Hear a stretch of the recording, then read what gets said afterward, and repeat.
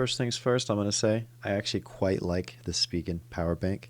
It is pretty decent build quality, as you can see.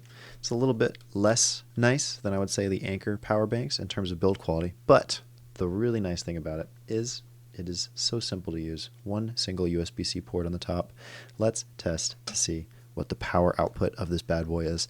They state, I think on the side, 33 watts. So if we plug this thing in, let's see what pops up. We see right there, 33 watts. We also got a lot of different certifications for different applications. So as you can see, different devices that you plug into this will actually read it correctly, which is quite nice. But the main thing we just want to look at right here, 33 watt output, which for a battery bank this size, let me just give you something to give you a size perspective here. Here's a normal size thing, a lip balm. Very, very small power bank. Obviously, you're not going to be charging your phone 20 times off this bad boy, right? But what you will be doing is ooh. Sorry.